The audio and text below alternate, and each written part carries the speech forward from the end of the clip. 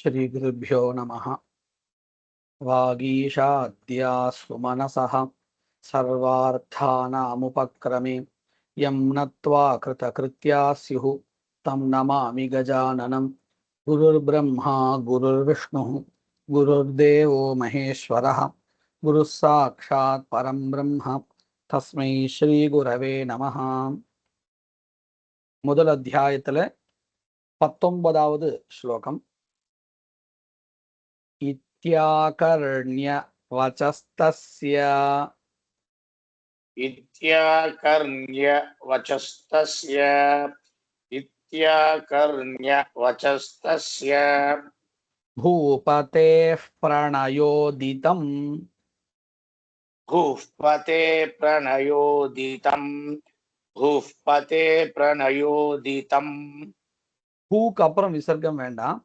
भूपतेः प्रणयोदितम्. भूःपते அங்கதான் प्रणयोदितम् அங்க भूपतेன்னு சொல்ல வேண்டாம். भूपतेः प्रणयोदितम्.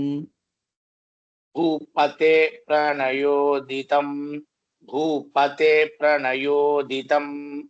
प्रत्युवाच सतं वैश्यः प्रत्युवाच शतं वैश्यः प्रत्युवाच शतं वैश्यः प्रश्रयावनतो नृपम् प्रश्रयावनतो नृपम् प्रश्रयावनतो नृपम् इत्याकर्ण्य वचस्तस्य इत्याकर्ण्य वचस्तस्य इत्याकर्ण्य वचस्तस्य भूपतेः प्रणयोदितम् भूपतेः प्रणयोदितम् भूपतेः प्रणयोदितम् प्रत्युवाच सतं वैश्यः प्रत्युवाच शतं वैश्यः प्रत्युवाच शतं वैश्यः प्रश्रयावनतो नृपम् प्रश्रयावनतो नृपम् प्रश्रयावनतो नृपम् इत्याकर्ण्य वचस्तस्य भूपतेः प्रणयोदितम् इत्याकर्ण्य वचस्तस्य भूपतेः प्रणयोदितम् इत्याकर्ण्य वचस्तस्य भूपतेः प्रणयोदितम् प्रत्युवाच सतं वैश्यः प्रश्रयावनतो नृपम् प्रत्युवाच शतं वैश्यः प्रश्रयावनतो नृपम् प्रत्युवाच शतं वैश्यः प्रश्रयावनतो नृपम् इत्याकर्ण्य वचस्तस्य भूपतेः प्रणयोदितम् इत्याकर्ण्य वचस्तस्य भूपतेः प्रणयोदितम् इत्याकर्ण्य वचस्तस्य भूपतेः प्रणयोदितम् प्रत्युवाच सतं वैश्यः प्रश्रयावनतो नृपम् प्रत्युवाच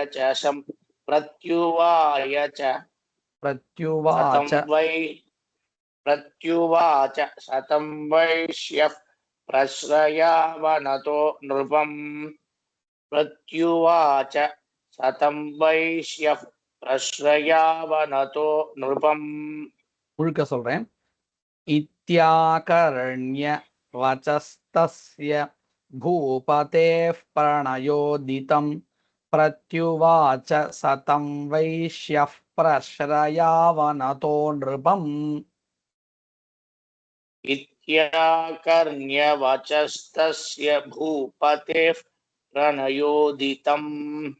प्रत्युवाच शतं वैश्यः प्रश्रयावनतो नृपम्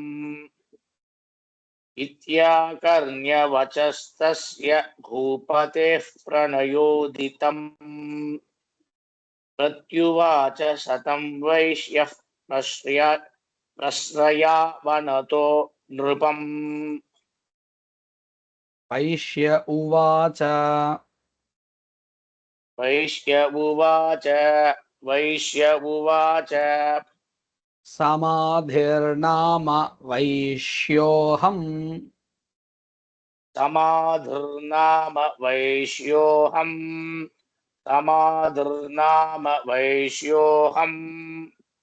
उत्पन्नो धनिनां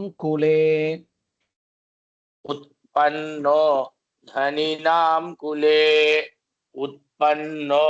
धनिनां कुले पुत्रदारैर्निरस्तश्च पुत्रदारैर्निरस्तश्च धनलोभादसाधुभिः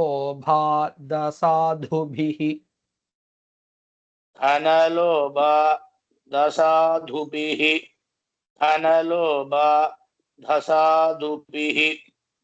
समाधिर्नाम वैश्योऽहम् समाधिर्नाम वैश्योऽहम्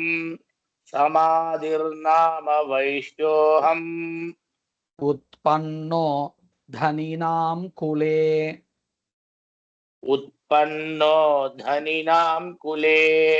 उत्पन्नो धनिनां कुले पुत्रदारैर्निरस्तश्च पुत्रदारैर्निरस्तश्च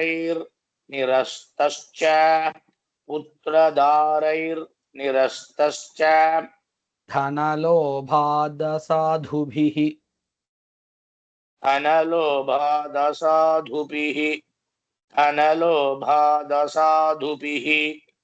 समाधिर्नाम वैश्योऽहमुत्पन्नो धनिनां कुले समाधिर्नाम वैश्योऽहमुत्पन्नो धनिनां कुले समाधिर्नाम वैश्योऽहमुत्पन्नो धनिनां कुले पुत्रदारैर्निरस्तश्च धनलोभादसाधुभिः पुत्रदारैर्निरस्तश्च धनलोभादसाधुभिः पुत्रदारैर्निरस्तश्च धनलोभादसाधुभिः समाधिर्नाम वैश्योऽहमुत्पन्नो धनिनां कुले समाधिर्नाम वैश्योऽहमुत्पन्नो धनिनां कुले समाधिर्नाम वैश्योऽहमुत्पन्नो धनिनां कुले पुत्रदारैर्निरस्तश्च धनलोभादसाधुभिः पुत्रदारैर्निरस्तश्च धनलोभादसाधुभिः पुत्रदारैर्निरस्तश्च धनलोभादसाधुभिः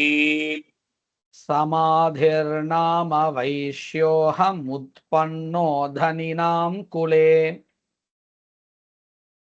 समाधिर्नाम वैश्योऽहमुत्पन्नो धनिनां कुले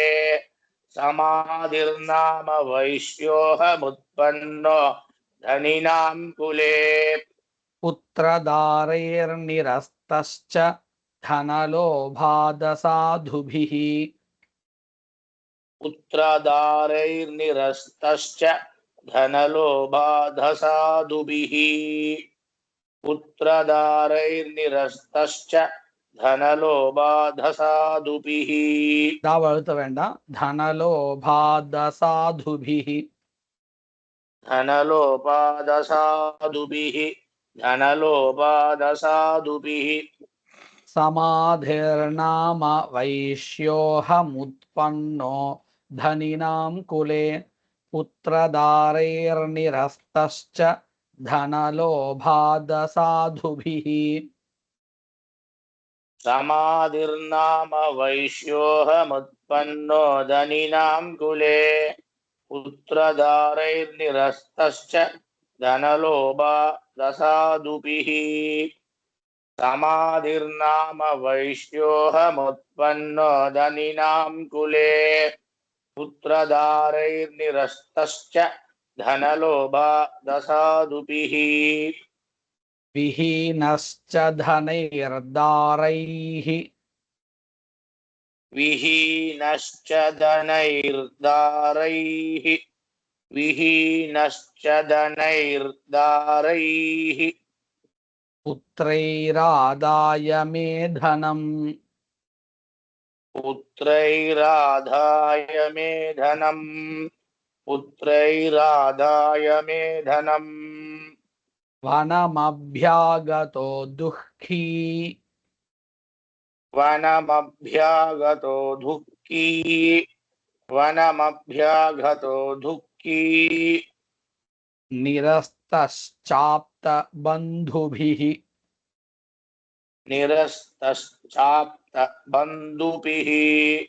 निरस्तश्चाप्तबन्धुभिः विहीनश्च धनैर्दारैः विहीनश्च धनैर्दारैः विहीनश्च धनैर्दारैः पुत्रैरादाय मेधनम् पुत्रैरादाय मे धनम् पुत्रैरादाय मे धनम् वनमभ्यागतो दुःखी वनमभ्यागतो दुःखी वनमभ्यागतो दुःखी निरस्तश्चाप्तबन्धुभिः निरस्तश्चाप्तबन्धुभिः निरस्त बन्धुभिः निरस्तश्चाप्तबन्धुभिः विहीनश्च धनैर्दारैः पुत्रैरादाय मेधनम् विहीनश्च धनैर्दारैः पुत्रैराधाय मे धनम् विहीनश्च धनैर्दारैः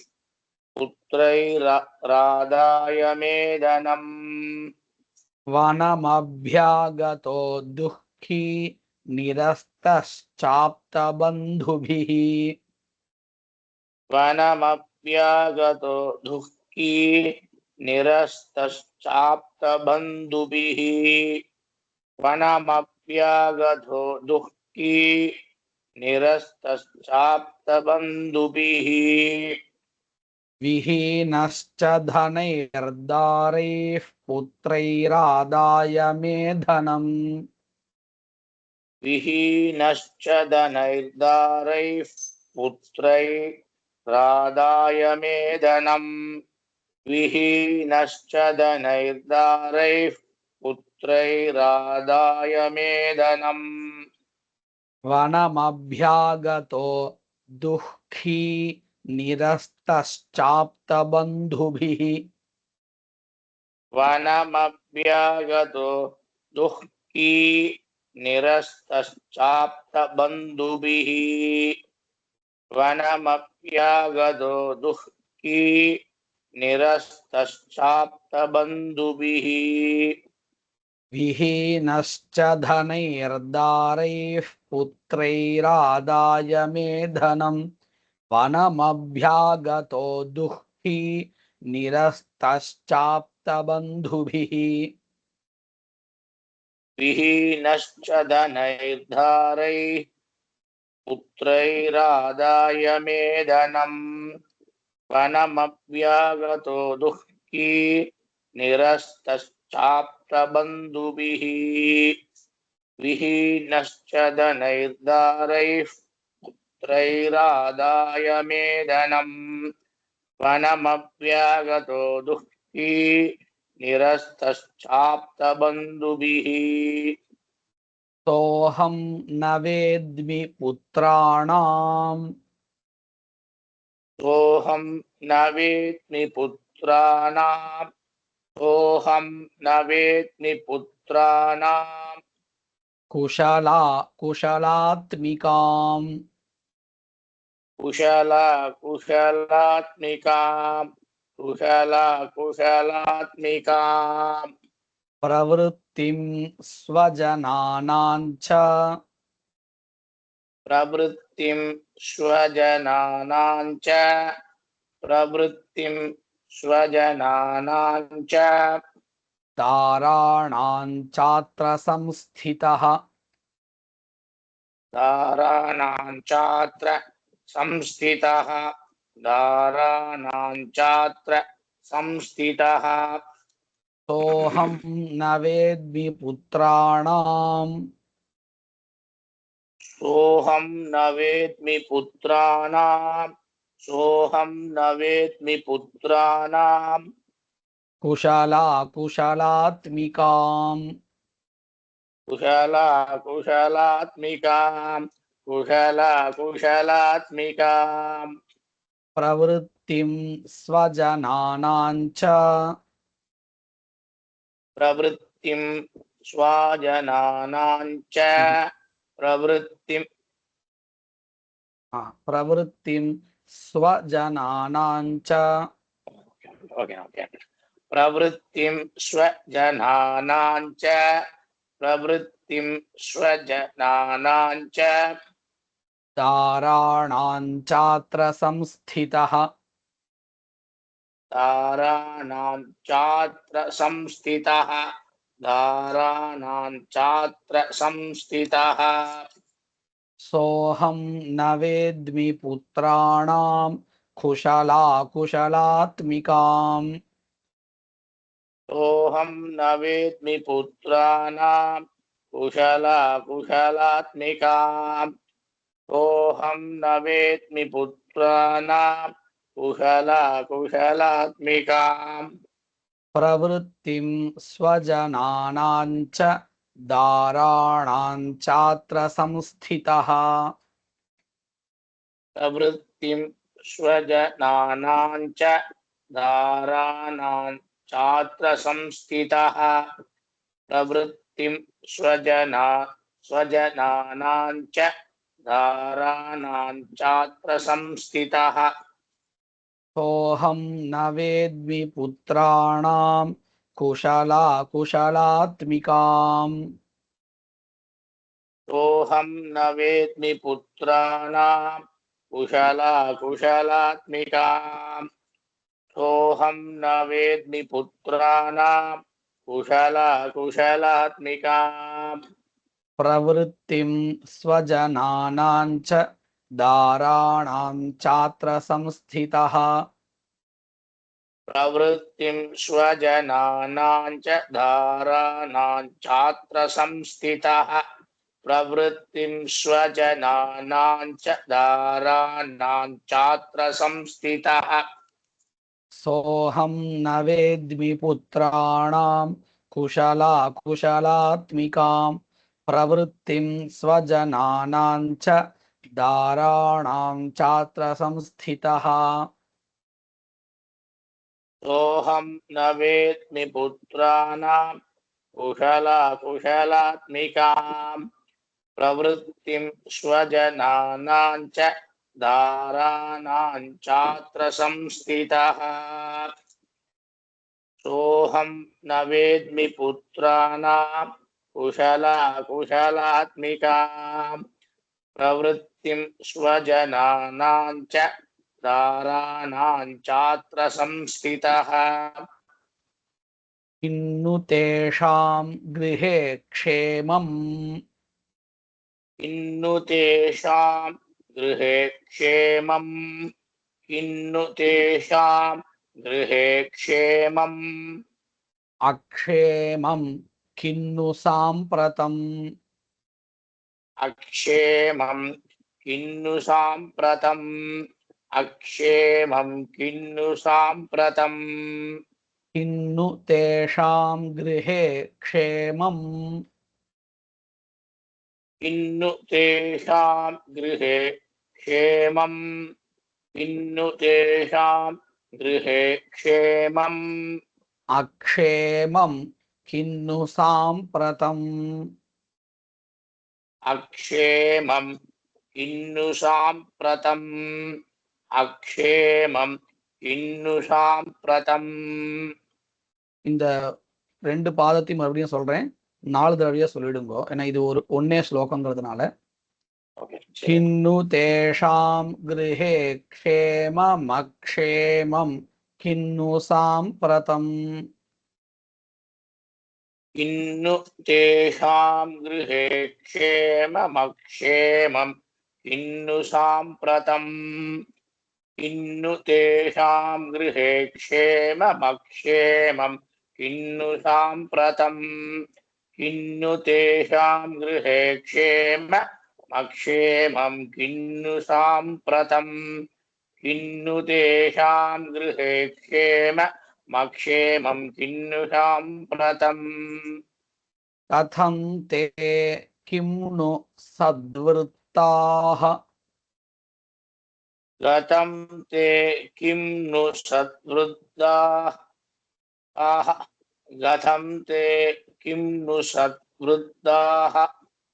दुर्वृत्ताः किं नु मे सुताः दुर्वृत्ताः किं नु मे सुधाः दुर्वृद्धा सुताः दुर्वृद्धा இல்ல, நான் மறுபடியும் சொல்றேன். दुर्वृत्ताः किं नु मे सुताः दुर्वृत्ताः किं नु